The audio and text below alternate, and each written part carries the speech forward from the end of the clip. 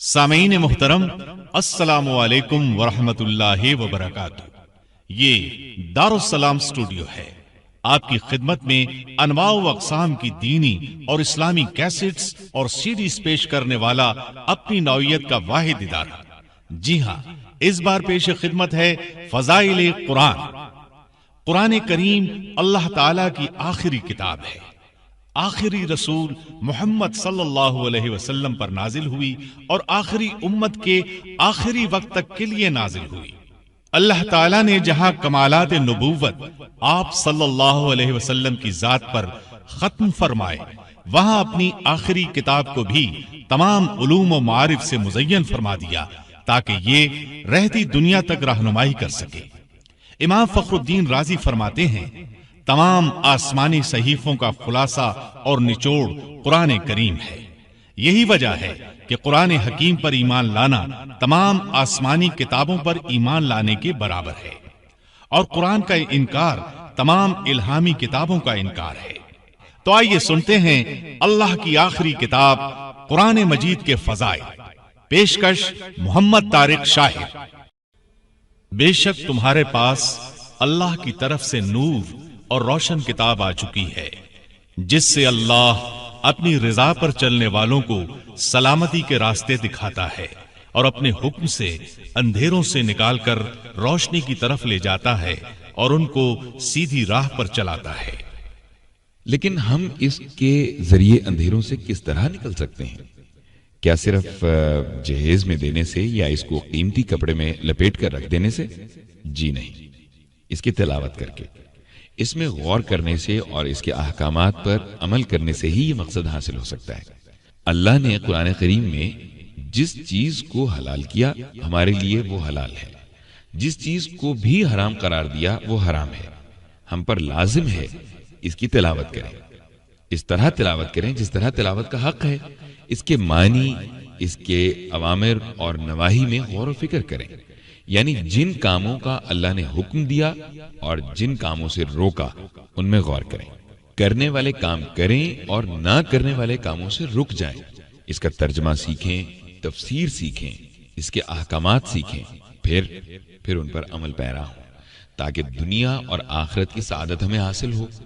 یہ کائنات کی بہترین کتاب ہے، اشرف الانبیاء محمد صلی اللہ علیہ وسلم پر اس بہترین امت کے لیے نازل کی گئی۔ اس کو تمام لوگوں کے لیے اتارا گیا۔ اس کی شریعت تمام شریعتوں سے افضل ہے، کامل ہے۔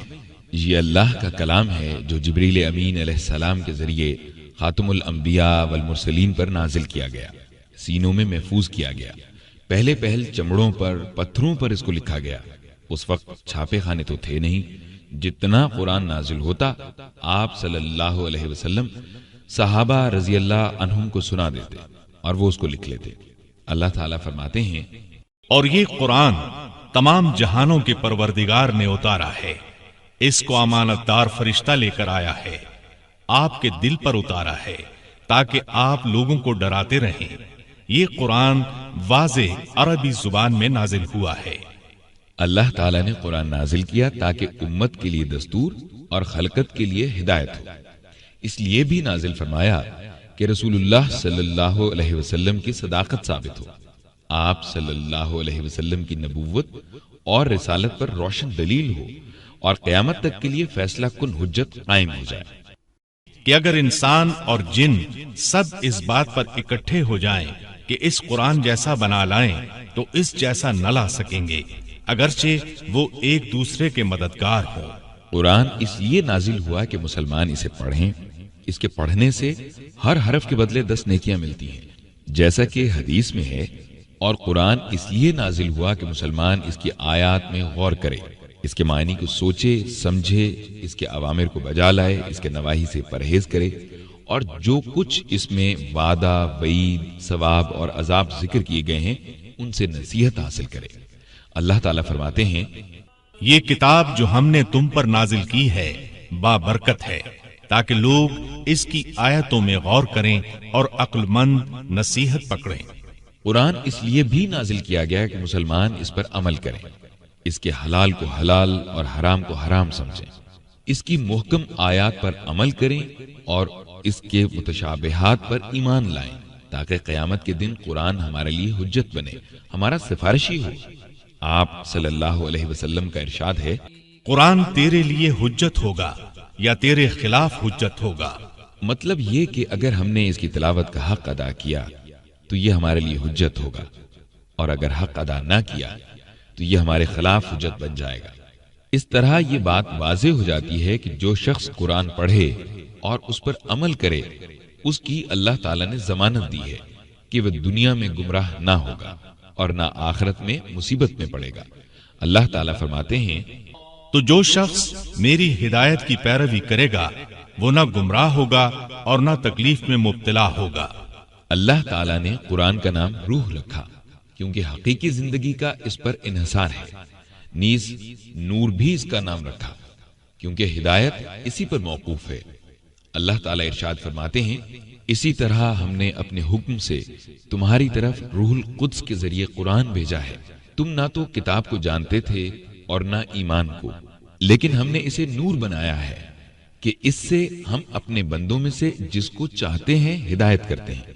قرآن کے کئی معنی ہیں جو اس کی رفت اور عالی مرتبت ہونے پر دلالت کرتے ہیں، اور اس بات پر بھی دلالت کرتے ہیں کہ یہ کامل بزرگی والی آسمانی کتاب ہے۔ اللہ تعالیٰ نے اس کا نام قرآن رکھا، جیسا کہ فرمایا، بلکہ وہ بزرگی والا قرآن ہے۔ یہ قرآن وہ راستہ دکھاتا ہے جو سب سے سیدھا ہے۔ اور اس کا نام قرآن اس لیے رکھا گیا کہ اس میں احکام، قصص، مواعظ، امثال اور ان کے علاوہ کئی چیزیں جمع ہیں۔ اس کا دوسرا نام فرقان رکھا، جیسا کہ فرمایا، برکت والی ہے وہ ذات جس نے اپنے بندے پر قرآن نازل فرمایا تاکہ اہل عالم کو ڈرائے۔ اس کا یہ نام اس لیے رکھا گیا کہ یہ حق اور باطل کے درمیان، ہدایت اور گمراہی میں، اور حلال اور حرام میں فرق کرتا ہے۔ نیز اس کا ایک نام کتاب بھی ہے، اس لیے کہ یہ حقیقت پر مبنی ایک ایسی جامع کتاب ہے جو دوسری کتابوں سے اسے ممتاز کرتی ہے۔ الف لام میم، یہ کتاب ہے جس میں کوئی شک نہیں، یہ پرہیزگاروں کے لیے ہدایت ہے۔ اور اس کا ایک نام ذکر ہے، اس لیے کہ یہ نصیحت اور بلند مرتبے والا ہے، جیسا کہ اللہ تعالیٰ فرماتے ہیں، یہ قرآن آپ صلی اللہ علیہ وسلم کے لیے بھی اور آپ کی قوم کے لیے بھی نصیحت ہے، یعنی قرآن آپ کے لیے اور آپ کی قوم کے لیے شرف ہے، جیسا کہ اللہ تعالیٰ نے اس کے کئی اہم اوصاف بتائے ہیں۔ مثلا یہ نور ہے، ہدایت ہے، رحمت ہے، شفا ہے، نصیحت ہے۔ نیز ان کے علاوہ اس کے کئی ایسے اوصاف ہیں جن سے اس کی عظمت اور پاکیزگی کا پتہ چلتا ہے۔ اللہ تعالیٰ فرماتے ہیں، تمہارے پاس پروردگار کی طرف سے نصیحت اور دلوں کی بیماریوں کی شفا اور مومنوں کے لیے ہدایت اور رحمت آ پہنچی ہے۔ اور سنیے، اللہ تعالیٰ نے اپنی کتاب پر مسلمانوں میں سے کئی نگران بنا دیے ہیں، اگرچہ قرآن خود نگرانی سے بے نیاز ہے۔ اللہ تعالیٰ نے خود اس کی حفاظت کا ذمہ لے رکھا ہے۔ قرآن کی سورتوں کی تعداد 114 ہے۔ ان میں پہلی سورت سورۃ الفاتحہ ہے اور آخری سورت سورۃ الناس ہے۔ اس کی آیات کی تعداد مکی قراء کے قول کے مطابق 6219 ہے، کوفیوں کے قول کے مطابق 6236، بصریوں کے نزدیک 6204 اور شامیوں کے نزدیک 6225 یا 6226 ہیں۔ اس اختلاف کا سبب بعض مقامات پر وقف کا اختلاف ہے۔ عطا بن یسار رحمت اللہ علیہ کے قول کے مطابق اس کے کل کلمات کی تعداد 77,439 ہے اور اس کی حروف کی تعداد 3,40,740 ہے۔ نیز اس کے 30 حصے یعنی پارے اور 60 احزاب یعنی نصف پارے ہیں۔ بعض لوگ کہتے ہیں کہ قرآن میں سورت بندی کی حکمت یہ ہے کہ اس کی ایک ایک سورت کے معجزے اور اللہ کی نشانیوں میں سے ایک نشانی ہونے کی تحقیق ہو سکے، اور پھر اس کی ایک اور بھی حکمت ظاہر ہوئی۔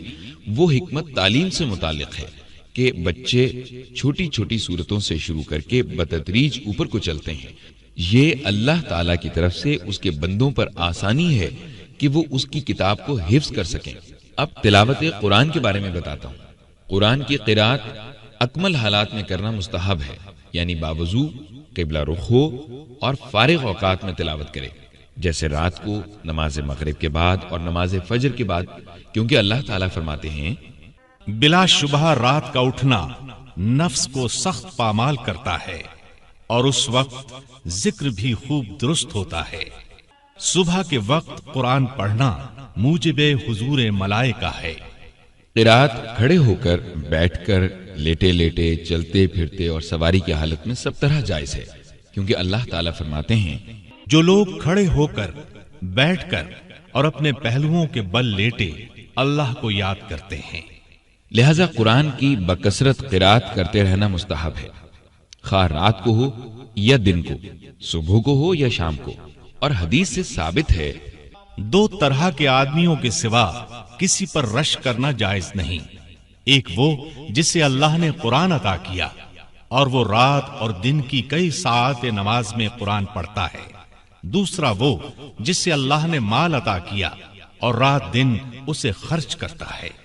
اس حدیث میں لفظ حسد رشک کے معنی میں ہے، اور اس طرح حدیث قدسی میں ہے جو شخص قرآن پڑھتے رہنے کی وجہ سے کچھ مانگ نہ سکا، میں اسے سوال کرنے والوں سے بہتر عطا کروں گا، اور اللہ تعالیٰ کے کلام کا مرتبہ باقی تمام کلاموں پر ایسا ہی ہے جیسے خود اللہ تعالیٰ کا اپنی مخلوقات پر ہے۔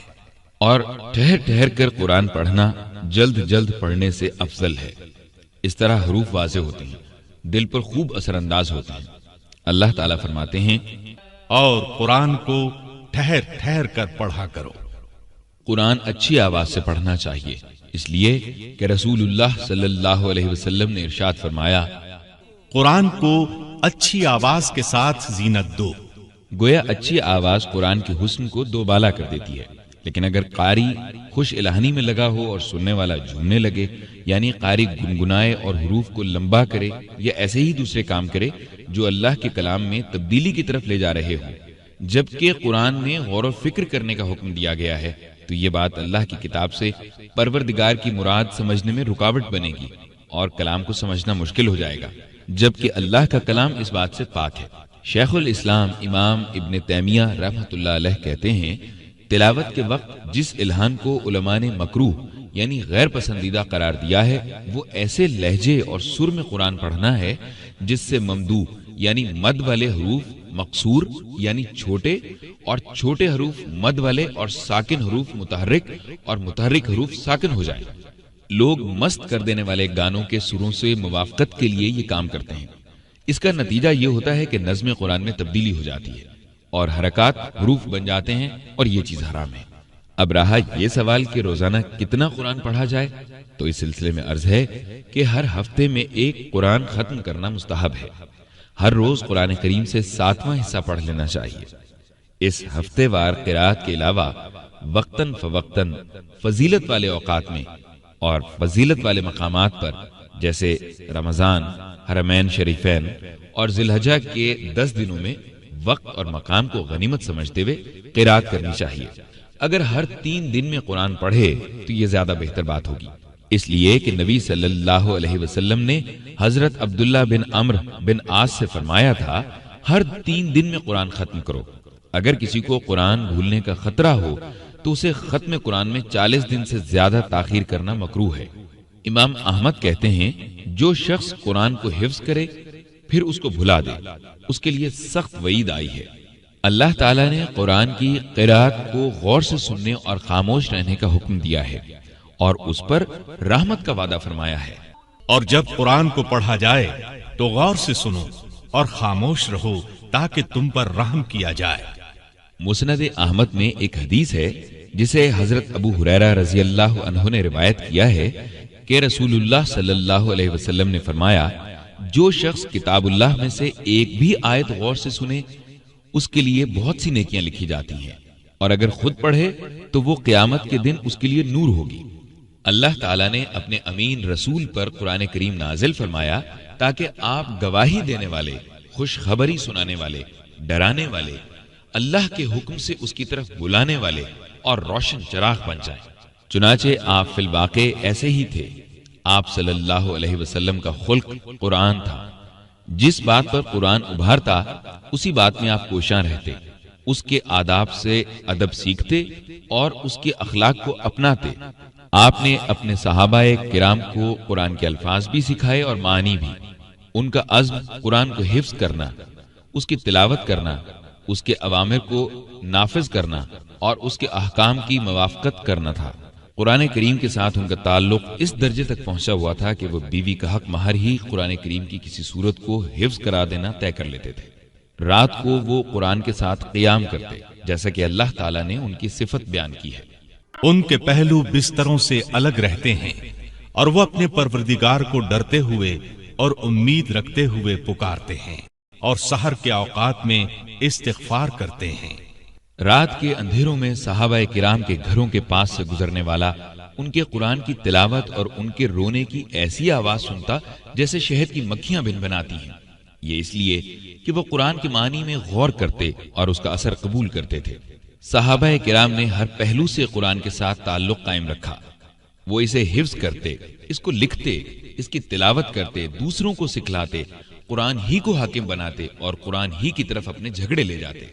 قرآن کے آداب سے خود ادب سیکھتے اور اپنی اولاد کو سکھاتے۔ قرآن سے ہی لوگ جوق در جوق اللہ کے دین میں داخل ہوئے اور قرآن سے ہی انہوں نے ملک فتح کیے۔ قومیں ان کی اطاعت قبول کرتی چلی گئیں اور قرآن کو دستور مانتی چلی گئیں۔ اللہ تعالیٰ نے صحابہ کرام کو زمین میں اقتدار بخشا اور انہوں نے دشمنوں سے بھی حسن سلوک کیا۔ ان میں سبقت لے جانے والے خلفائے راشدین تھے اور فضیلت والے 3 زمانوں کے ائمہ محدثین تھے۔ پھر عمل کرنے والے عالم، عدل کرنے والے امام اور حکمران آج تک انہی کی راہ پر چلتے رہے۔ رسول اللہ صلی اللہ علیہ وسلم کا فرمان ہے، اس امت میں سے ایک گروہ ہمیشہ حق پر رہے گا جس کو اللہ کی مدد حاصل ہوگی۔ اگر کوئی انہیں بے یارو مددگار چھوڑ دے گا یا ان کی مخالفت کرے گا تو انہیں کچھ نقصان نہیں پہنچا سکے گا، اور ایسا گروہ قیامت تک موجود رہے گا۔ ہم اللہ سے دعا کرتے ہیں کہ وہ ہمیں اس گروہ میں سے بنائے، نیز ہمیں ہدایت دینے کے بعد ہمارے دلوں کو ٹیڑھا نہ کر دے اور اپنے ہاں سے رحمت عنایت فرمائے، کیونکہ وہی عطا کرنے والا ہے۔ قرآن کے فضائل میں سے یہ بھی ہے، جو اسے پڑھے گا اور اس پر عمل کرے گا، قیامت کے دن قرآن اس کی شفاعت کرے گا۔ رسول اللہ صلی اللہ علیہ وسلم نے ارشاد فرمایا، قرآن پڑھا کرو، اس لیے کہ قیامت کے دن قرآن اپنے پڑھنے والوں کے لیے سفارشی بنے گا۔ نیز آپ صلی اللہ علیہ وسلم نے ارشاد فرمایا، جس شخص نے اللہ کی کتاب کا ایک حرف پڑھا اس کے لیے 1 نیکی اور 1 نیکی 10 نیکیوں کے برابر ہے۔ میں نہیں کہتا کہ الف لام میم ایک حرف ہے، بلکہ الف ایک حرف ہے، لام ایک حرف ہے اور میم ایک حرف ہے۔ مطلب یہ کہ 3 حرفوں کا مرکب ہے اور اس کے پڑھنے والے کو 30 نیکیاں ملیں گی۔ ایک حدیث میں ہے، یعنی قیامت کے دن قرآن کو اور ان لوگوں کو جو دنیا میں اس قرآن پر عمل کرتے تھے بارگاہ الہی میں پیش کیا جائے گا۔ سورہ بقرہ اور سورہ آل عمران ان کے آگے آگے ہوں گی۔ رسول اللہ صلی اللہ علیہ وسلم نے ان کے لیے 3 مثالیں بیان فرمائیں، ان کو میں ابھی تک نہیں بھولا۔ آپ نے فرمایا، وہ صورتیں اس طرح آئیں گی گویا کہ وہ 2 بدلیاں یا 2 سیاہ سائبان ہیں، ان کے درمیان روشنی ہے، یا دونوں ایسے آئیں گی گویا کہ وہ پر پھیلائے پرندوں کے 2 جھنڈ ہیں۔ وہ دونوں صورتیں اس طرح آ کر اپنے پڑھنے اور عمل کرنے والے ساتھیوں کی طرف سے اللہ سے جھگڑیں گے۔ بہترین لوگ وہ ہیں جو اللہ تعالیٰ کی خوشنودی کے لیے قرآن خود سیکھتے ہیں پھر دوسروں کو سکھاتے ہیں۔ رسول اللہ صلی اللہ علیہ وسلم نے ارشاد فرمایا، تم میں سے افضل ترین شخص وہ ہے جو خود قرآن پڑھے اور دوسروں کو پڑھائے۔ حضرت ابو ہریرہ رضی اللہ عنہ سے روایت ہے کہ نبی کریم صلی اللہ علیہ وسلم نے فرمایا، قیامت کے دن قرآن آ کر کہے گا، اے میرے پروردگار، اسے زیور پہناؤ، چنانچہ اسے بزرگی کا تاج پہنایا جائے گا۔ پھر کہے گا، اے میرے رب، کچھ زیادہ کرو، چنانچہ اسے کرامت کی عبا پہنائی جائے گی۔ پھر کہے گا، اے میرے رب، اس سے راضی ہو جا، تو اللہ تعالیٰ اس سے راضی ہو جائے گا۔ پھر اسے کہا جائے گا کہ پڑھتے جاؤ اور چڑھتے جاؤ، چنانچہ ہر ایک آیت کے بدلے اس کی نیکیاں بڑھا دی جائیں گی۔ اس حدیث کو امام ترمذی رحمۃ اللہ علیہ نے روایت کیا ہے اور اس کو حسن کہا ہے۔ اب سنیے، آپ صلی اللہ علیہ وسلم نے ارشاد فرمایا، جس نے قرآن پڑھا پھر اسے زبانی یاد کیا، اس کے حلال کو حلال اور حرام کو حرام سمجھا، اللہ تعالیٰ اسے جنت میں داخل کرے گا اور اپنے گھر والوں کے 10 ایسے آدمیوں کے لیے سفارش کر سکے گا جن پر دوزخ واجب ہو چکی ہوگی۔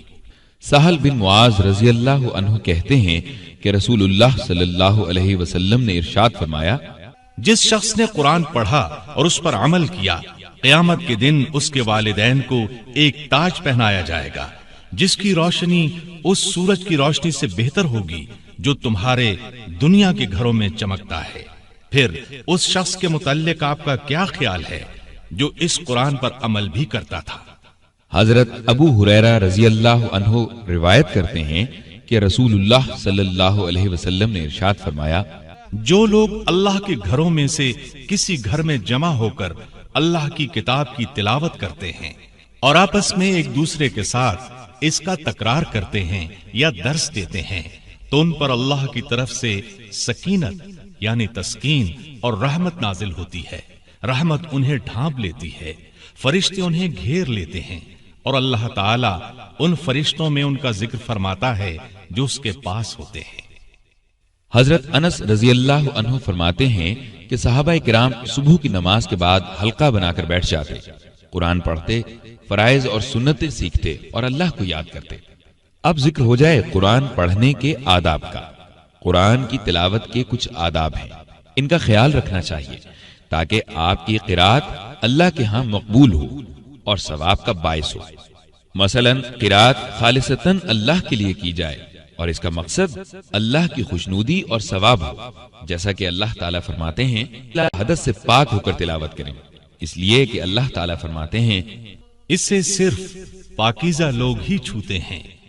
قرات سے پہلے تعوذ پڑھ لیں، اگر سورت کی ابتدا سے شروع کریں تو بسم اللہ پڑھ کر شروع کریں۔ قرآن ٹھہر ٹھہر کر پڑھیں، گویا اسے محبت اور آہستگی سے پڑھا جا رہا ہے، اس لیے کہ مقصود تو غور و فکر کرنا ہے جو جلدی میں پڑھنے سے حاصل نہیں ہو سکتا۔ اپنے ذہن اور فہم کو کام میں لائیں یہاں تک کہ سمجھ میں آ جائے کیا کہا جا رہا ہے۔ رحمت کی آیات کے وقت اللہ سے رحمت طلب کریں، عذاب کی آیات کے وقت پناہ مانگیں، تسبیح کی آیات کے وقت تسبیح کریں اور جب سجدے کی آیات سے گزریں تو سجدہ کریں۔ پڑھتے وقت ہر حرف کی ادائیگی کا حق ادا کریں حتیٰ کہ لفظ پورا ہونے پر کلام واضح ہو جائے، اس لیے کہ ہر حرف کے بدلے 10 نیکیاں ملتی ہیں۔ تلاوت کے وقت خشوع، اطمینان اور وقار کا ہونا ضروری ہے۔ قرآن کو تجوید کے مطابق پڑھیں۔ تجوید کا مطلب ہے حروف کو ان کے مخرج کے مطابق پڑھنا۔ کہا جاتا ہے کہ تجوید کے مطابق نہ پڑھنے والا گناہ گار ہے۔ نیز قرات کے وقت کوئی شخص قرآن کی عبارتوں میں اپنے پاس سے کوئی لفظ نہ بڑھائے، جیسے بعض لوگ اللہ اللہ یا احد احد یا ایسے ہی کوئی لفظ کہہ دیتے ہیں۔ سننے والے غور و فکر، خاموشی اور خشوع کے ساتھ سنیں۔ ایسی باتوں کے لیے قرات نہ روکے جن کا کچھ فائدہ نہیں۔ ہمیشہ پڑھتے رہنے سے قرآن کو بھولیں گے نہیں۔ مطلب یہ کہ کوئی دن ایسا نہ گزرے جب آپ نے کچھ بھی قرآن نہ پڑھا ہو، اور بہتر یہ ہے کہ ہر روز ایک پارے سے کم نہ پڑھے۔ اس طرح کم از کم ایک ماہ میں ایک بار ضرور قرآن ختم کریں اور جس قدر ممکن ہو اچھی آواز سے پڑھیں۔ اس لیے حدیث میں آتا ہے قرآن کو اپنی آواز سے مزین کرو۔ قرآن کی قرات کو سننا اور خاموش رہنا واجب ہے، کیونکہ اللہ تعالیٰ فرماتے ہیں جب قرآن پڑھا جا رہا ہو تو اسے غور سے سنو اور خاموش رہو تاکہ تم پر رحم کیا جائے۔ قرآن کا احترام کریں، نہ اس کو زمین پر رکھے، نہ اس کے اوپر کوئی چیز رکھے، اور نہ ہی اسے اپنے کسی ساتھی کی طرف اچھالے کہ وہ پکڑ لے، اور صرف پاک ہونے کی صورت میں اس کو چھوئے۔ قرآن قابل ادب اوراق میں لکھا ہوا ہے جو بلند و بالا اور پاک صاف ہیں۔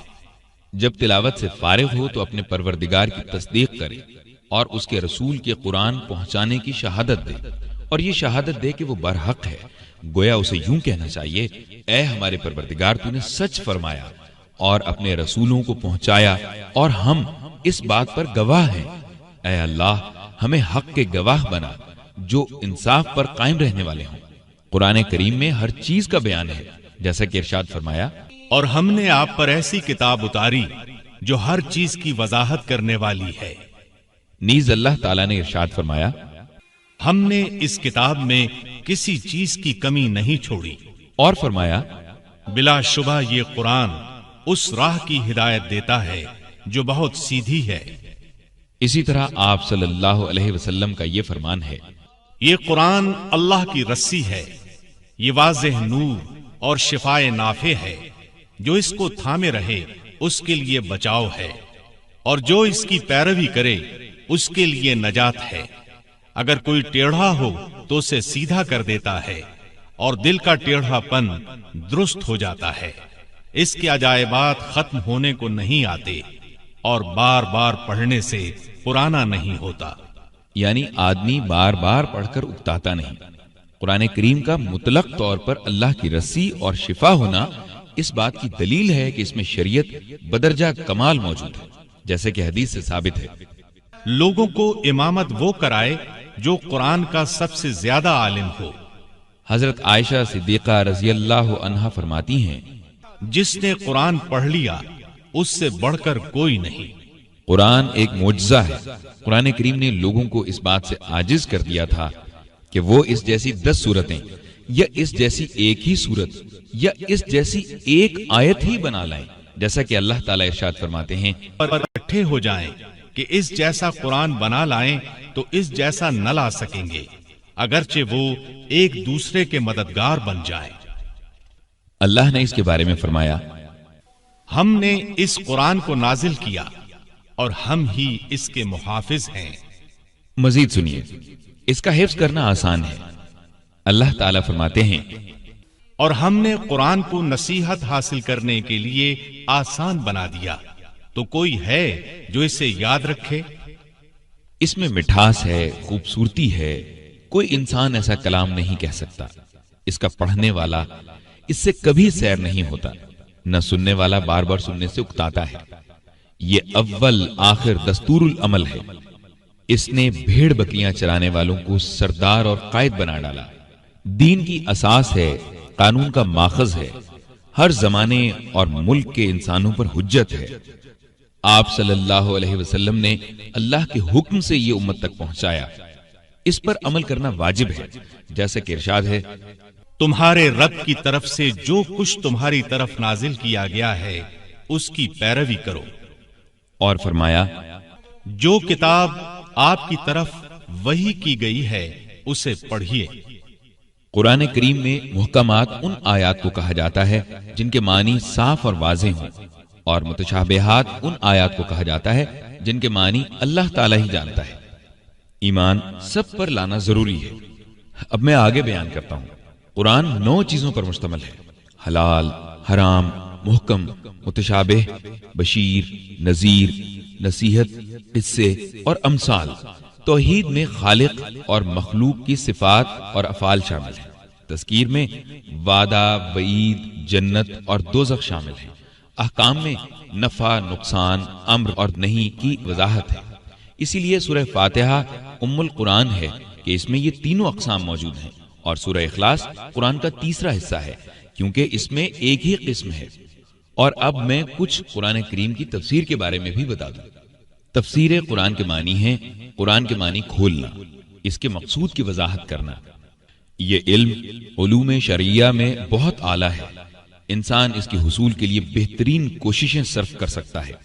ہر شخص اس کا محتاج ہے، اس لیے کہ اس کا موضوع اللہ کا کلام ہے، اور اللہ کا کلام ہر حکمت کا سرچشمہ ہے، ہر فضیلت کا ذخیرہ ہے، اور اس لیے بھی کہ اس سے غرض دین کے مضبوط حلقے کو پکڑنا اور حقیقی سعادت حاصل کرنا ہے۔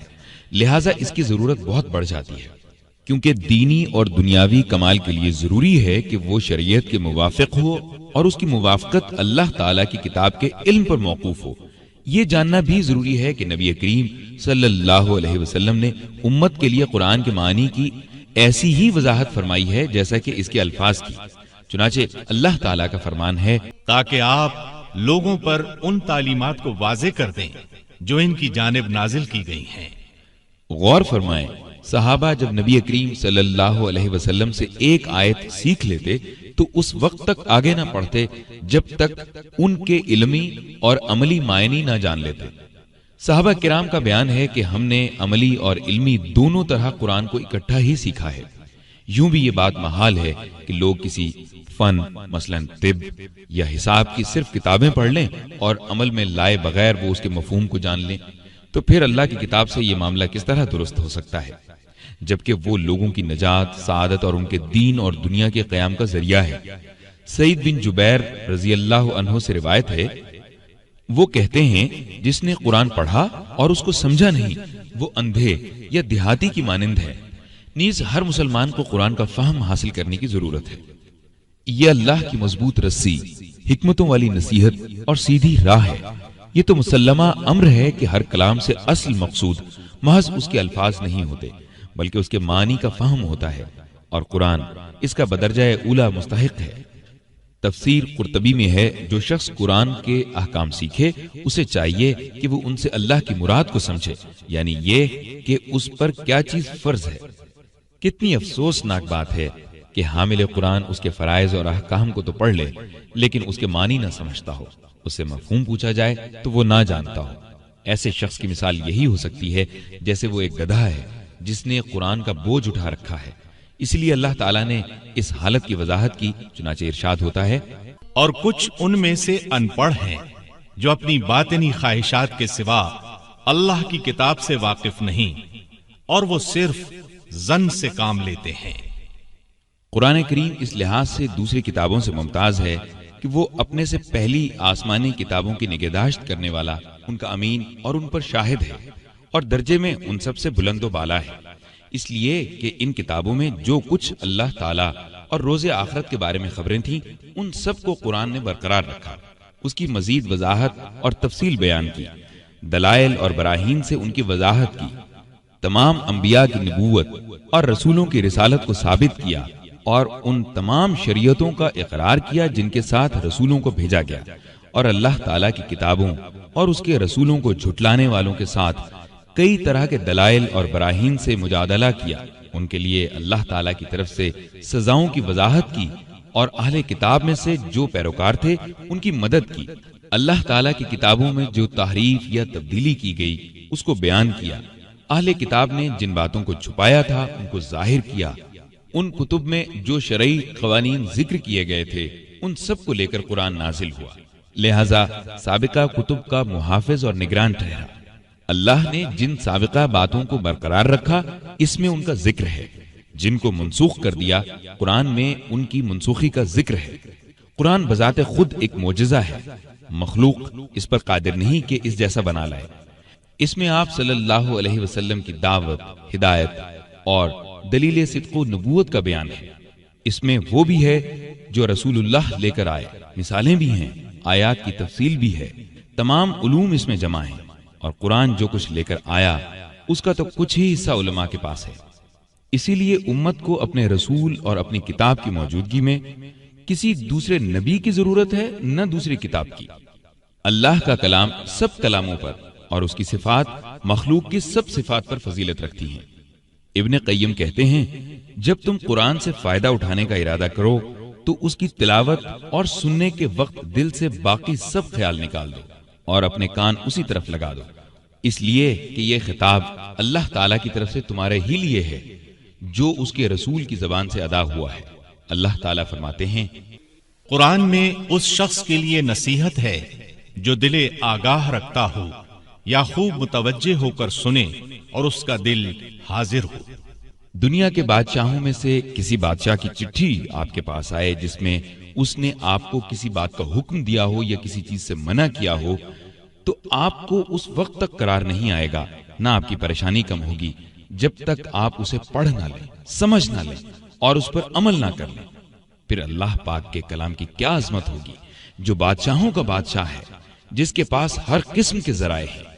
وہ قرآن کو اگر پہاڑ پر نازل کرتا تو پہاڑ ریزہ ریزہ ہو جاتا، لیکن ہم لوگ اس کا کوئی اہتمام نہیں کرتے، قرات نہیں کرتے، نہ معنی سمجھنے کی ضرورت محسوس کرتے ہیں۔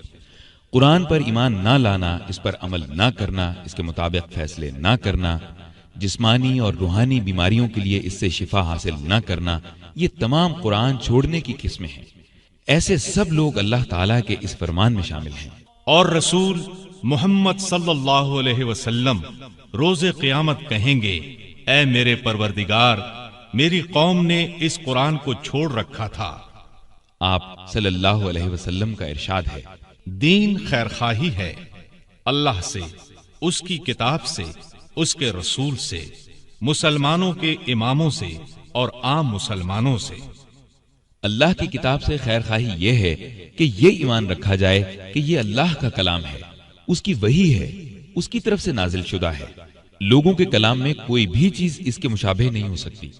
آپ صلی اللہ علیہ وسلم کا ارشاد ہے، جس نے قرآن کے مطابق بات کی اس نے اس کی تصدیق کی، اور جس نے اس کے مطابق فیصلہ کیا اس نے انصاف کیا، اور جس نے اس پر عمل کیا اسے اجر ملے گا، اور جس نے اس کی طرف دعوت دی سیدھی راہ کی ہدایت پا گیا۔ امام عبد البر ابو عمر کہتے ہیں، حاملین قرآن وہ لوگ ہیں جو قرآن کے احکام اور اس کے حلال و حرام کو جانتے ہیں، اس پر عمل کرتے ہیں۔ اللہ تعالیٰ فرماتے ہیں، تو جو شخص میری ہدایت پر عمل کرے گا وہ گمراہ ہوگا نہ سختی میں پڑے گا۔ لہذا مسلمانوں پر لازم ہے کہ ہم اپنے پروردگار کے کلام کی ایسی قدر کریں جیسا قدر کرنے کا اس کا حق ہے، اس طرح تعظیم کریں جیسا کہ اس کا تعظیم کرنے کا حق ہے۔